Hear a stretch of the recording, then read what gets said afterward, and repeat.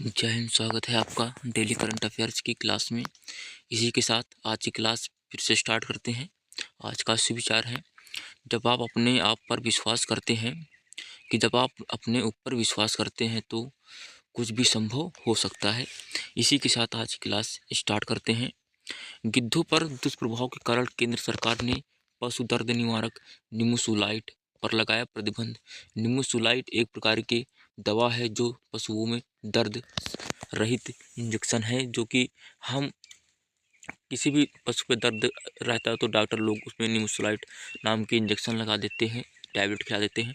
तो वो उस पर सरकार ने बैन लगा दिया है, क्योंकि इसको खाने से बाज गिद्धों में एक प्रतिबंध लगा दिया गया, जिससे कि विषाक्त पुष्ट हो जाती है और ये गिद्धों की मौत का कारण है एक प्रकार से। इसी के साथ इसके बारे में बात करते हैं। भारत ने लोग फिर दर्द निवारक निमुसुलाइड पर प्रतिबंध लगा दिया है।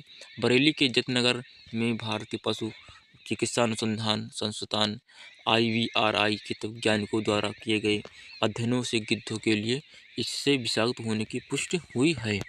इसी के साथ आगे बात करते हैं। केंद्रीय औषधि मानक नियंत्रण संगठन CDSCO भारत का आधिकारिक औषध प्राधिकरण ने एक गजट अधिसूचना में ड्रग्स एंड कॉस्मेटिक्स एक्ट 1940 की धारा 26A के तहत प्रतिबंध की घोषणा की गई है इसमें। इसी के साथ हम और बात करते हैं। निमुसुलाइड एक प्रकार का स्टेरॉयडल एंटी इन्फ्लेमेटरी दवा NSAID है, जिसका व्यापक रूप से दुनिया भर के और भारत में दर्द और सूजन को दूर करने के लिए उपयोगी किया जाता है।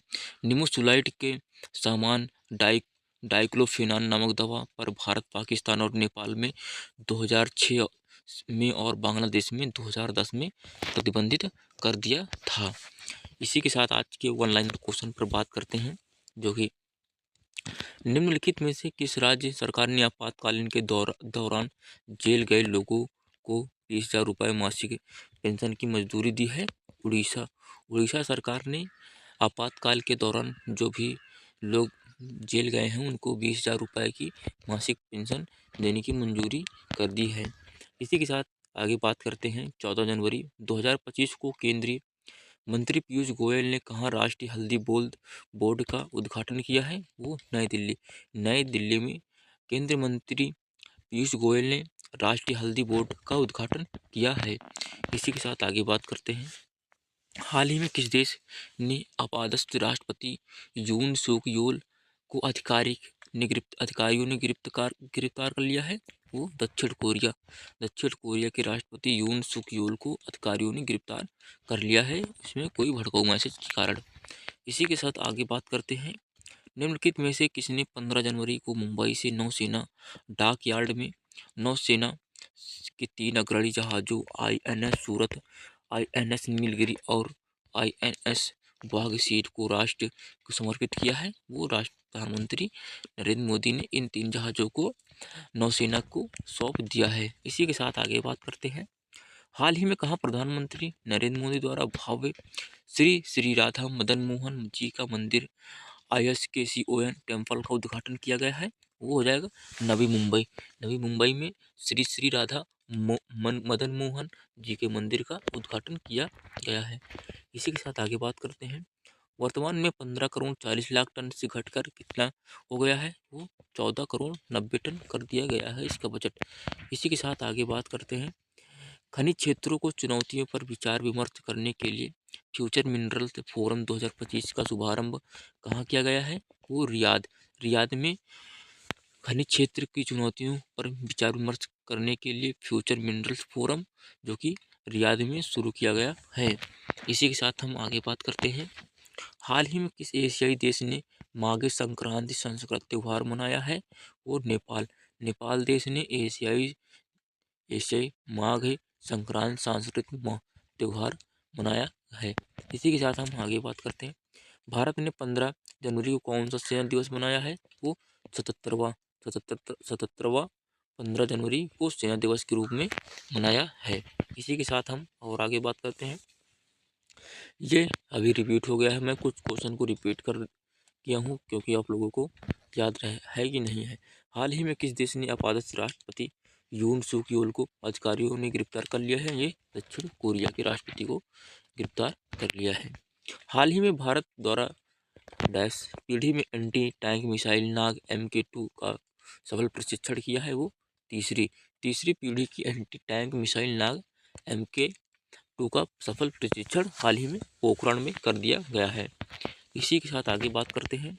हाल ही में पेंट माई सिटी अभियान कहाँ आयोजित किया गया है? वो प्रयागराज में। ये कुंभ मेला के नज़र में रखते हुए इसे पेंट माई सिटी अभियान का आयोजन किया गया है। इसी के साथ आगे बात करते हैं। डिजिटल भविष्य पर चर्चा हुई 5वीं आसियान डिजिटल मंत्रियों की बैठक ADGMIN कहाँ आयोजित की गई है? वो बीजिंग में डिजिटल भविष्य पर चर्चा हुई 5वीं आसियान डिजिटल मंत्रियों की बैठक किया गया है। इसी के साथ आगे हम बात करते हैं। वर्ष 2018 में शुरू आयुष्मान भारत योजना के तहत देश की कितनी प्रतिशत आबादी कवर हो चुकी है? वो 45%। आयुष्मान भारत योजना के तहत देश की 45% आबादी कवर हो चुकी है। इसी के साथ आगे बात करते हैं। अमेरिका के नवनिर्वाचित राष्ट्रपति डोनाल्ड ट्रंप के शपथ ग्रहण समारोह में कौन भारत का प्रतिनिधित्व करेगा? वो विदेश मंत्री जयशंकर डोनाल्ड ट्रंप शपथ ग्रहण समारोह में भारत की ओर से प्रतिनिधित्व करने वाले हैं। इसी के साथ आगे बात करते हैं। भारत में 15 जनवरी को स्वतंत्रता सेना दिवस के रूप में मनाया गया है। प्रधानमंत्री नरेंद्र मोदी ने मुंबई में INS सूरत, INS नीलगिरी और INS वाघसीर को राष्ट्र को समर्पित कर दिया है। तेलंगाना में कनुमा पर्व के मौके पर मवेशियों और कृषि उपकरणों की पूजा की जा रही है। इसी के साथ आगे बात करते हैं। 85वां अखिल भारतीय पीठासीन अधिकारी सम्मेलन 2020-21 जनवरी को पटना में आयोजित होगा। इसी के साथ आगे बात करते हैं। प्रधानमंत्री नरेंद्र मोदी ने नवी मुंबई में श्री राधा मदन मोहन जी मंदिर का उद्घाटन किया है। उपराष्ट्रपति जगदीप धनखड़ ने छत्तीसगढ़ के बिलासपुर में गुरु घासीदास केंद्रीय विश्वविद्यालय दीक्षांत समारोह में शामिल हुए हैं। इसी के साथ हम आगे बात करते हैं।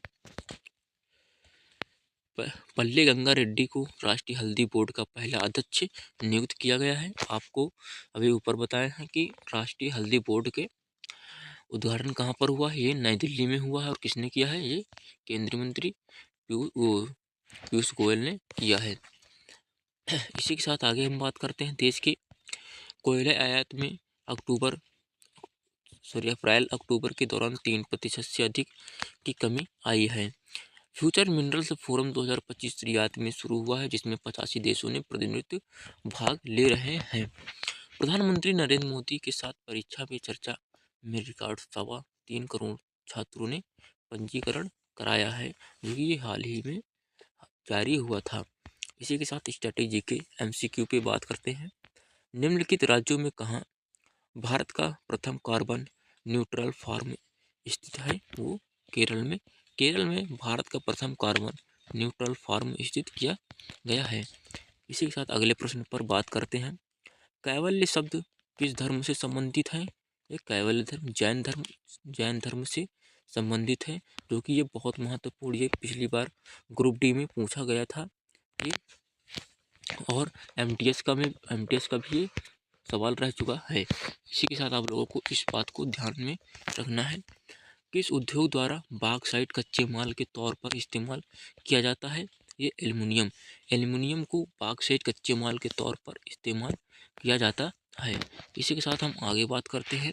क्योंकि निम्नलिखित में से किसका उपयोग करके ताप विद्युत पैदा की जाती है? वो कोयला, प्राकृतिक गैस और पेट्रोलियम को ताप करके विद्युत पैदा किया जाता है। इसी के साथ हम आगे बात करते हैं। लोकसभा सचिवालय सीधे किसके नियंत्रण में आता है? ये लोकसभा अध्यक्ष के नियंत्रण में आता है। आपको बताना है कि लोकसभा के अध्यक्ष कौन है और गृह मंत्री कौन है, संसदीय कार्य मंत्री कौन है? ये राष्ट्रपति तो आप लोगों को मालूम ही होगा, क्योंकि आप लोगों को गृह मंत्री भी अमित शाह ने अभी हाल ही में चर्चा में रहे हैं, क्योंकि वो इंटरपोल की सहायता से भारत पोल की उद्घाटन किया है। आपको संसदीय कार्य मंत्री बताना है और लोकसभा अध्यक्ष कमेंट में बताना है। इसी के साथ आज की क्लास हम यहीं पर रखते हैं। आप लोगों को क्लास कैसी लगी है कमेंट में ज़रूर बताना। अगर आप क्लास में नए हैं तो क्लास को सब्सक्राइब जरूर करना। जय हिंद।